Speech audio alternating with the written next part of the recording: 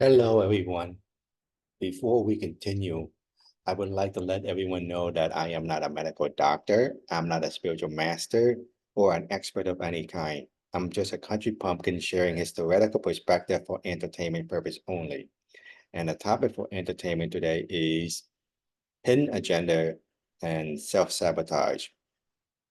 It is an interesting topic because that build upon hidden agenda and self-sabotage are getting to the nitty-gritty details of things, of explaining more our weaknesses. Our weaknesses, when we dive deeper into the details, it involves limiting thoughts.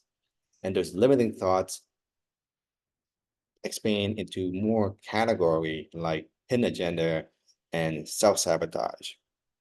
You go into the more specific, and to understand our weaknesses and those limiting thoughts we have, people can look at uh, what you call, what I call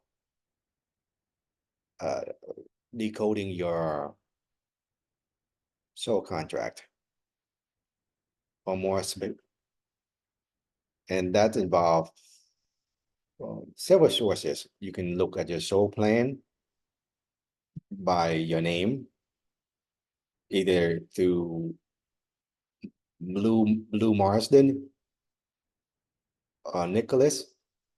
Is the two different ways of decoding it.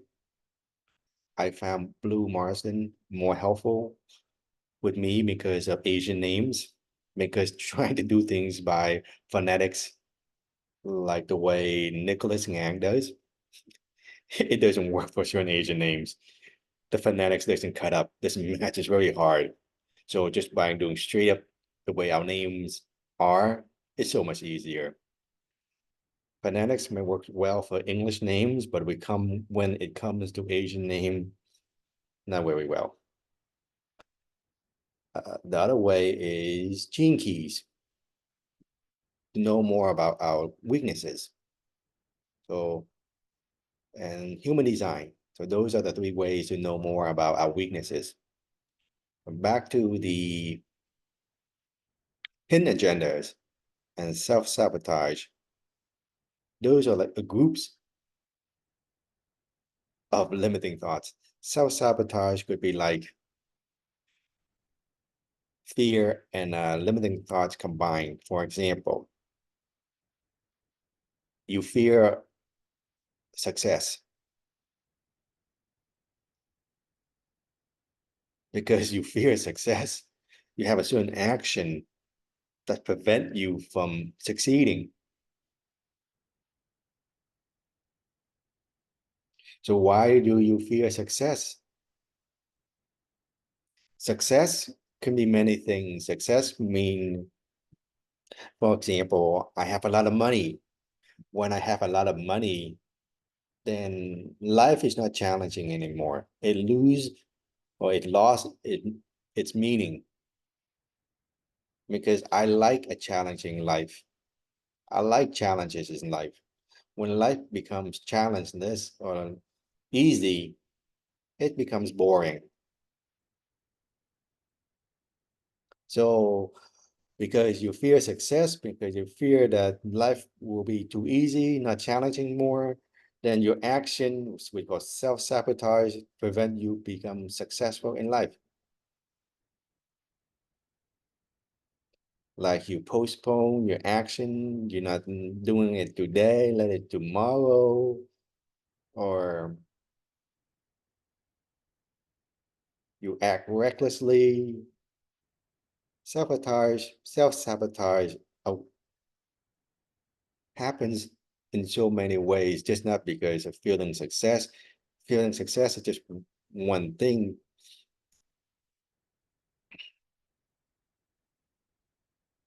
Self-sabotage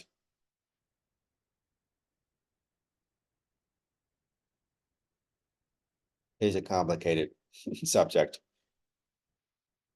and 10 minutes is not going to do it any justice, because the hidden agenda is the same thing. This is more for those that into what you call healing. because there are certain steps that you do to take care of the self-sabotage and the hidden agendas.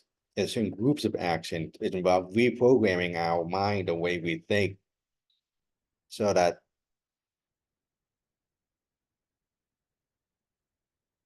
we are not limited by it. Like, success will not kill me. It will open more options for me so I can explore life. I can look at different paths, different way of doing things. Like, without money, with money, now I can have many more opportunities to explore, to share my ideas, my compassion, because I have money now. I can do this. Before, without money, I cannot. So the fear of success prevent me living fully, achieving my soul plan, what satisfies me deeply. Because by fear of success, just worry about just the everyday day life of grinding, that just satisfy the physicality of having something to do to kill time. Besides killing time, there's other ways to pass the time, but also at the same time make it more meaningful and to create new challenges or to have new challenges on a new path that we can walk that is beyond the survival of the everyday life.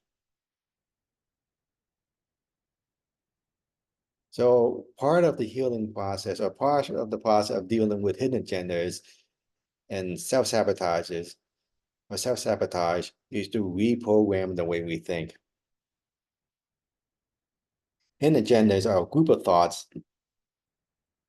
that prevent us from doing something that we don't know. It's called hidden for a reason because subconsciously we don't realize it. That's why a lot of people can't take one step forward and 3 steps backwards, because you have things like, I want to do this, but I'm afraid someone's gonna laugh at me. I don't know enough. I need to seek advice from other people. I need to find an expert.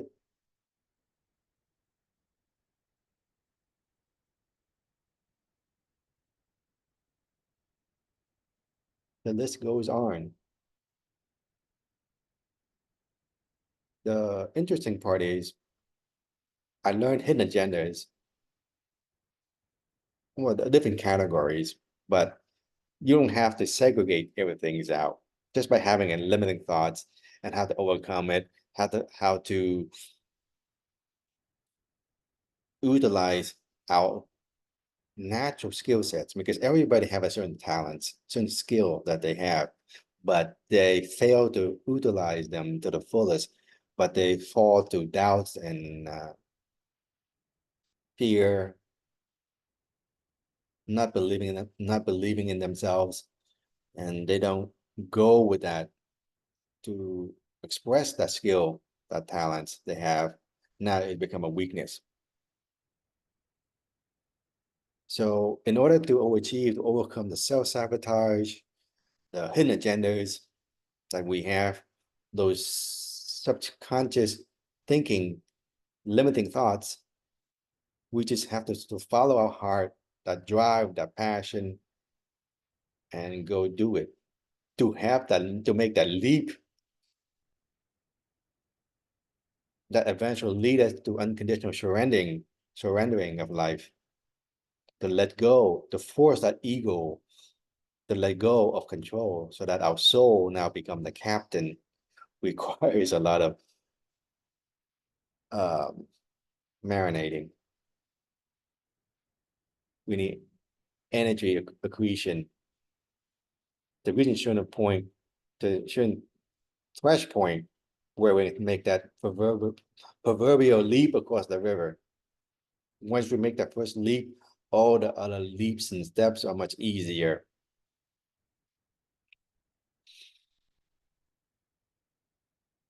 These self-sabotage or self-sabotages or hidden agendas, it require, this is more advanced stuff in self-mastery.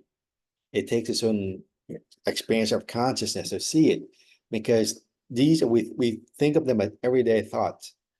Even limiting thoughts, we think is normal. Oh, that bowl is the whole rice. That is a limiting thought. Although it's not to extreme ways block us or anything, but in a way, we cannot use the whole water. We cannot use to do other things. It limits our creativity. There are thoughts of limiting that are not that devastating.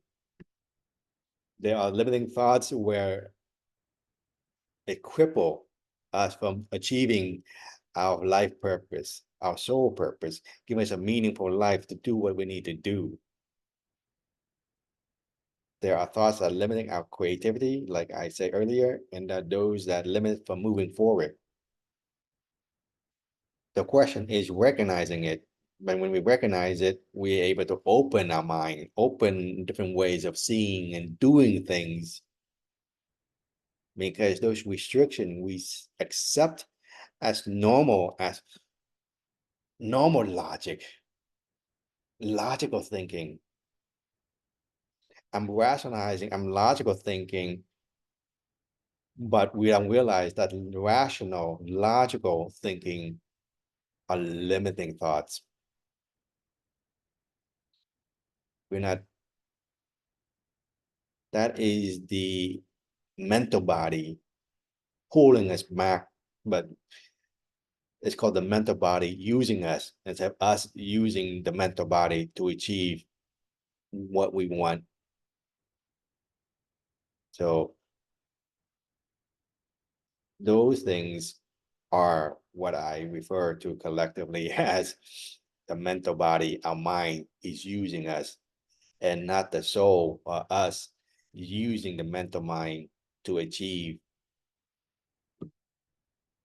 that passion, that's a drive inside of us. How do I do it? How do I implement it? And that's where the mental mind come into place. Not let the shadow explain, analyze how it is not possible, why you shouldn't be doing it, what happened when you do it. That I call negative analyzing. That's a positive analyzing. Okay. Good luck in exploring more on this topic. Thank you, everyone.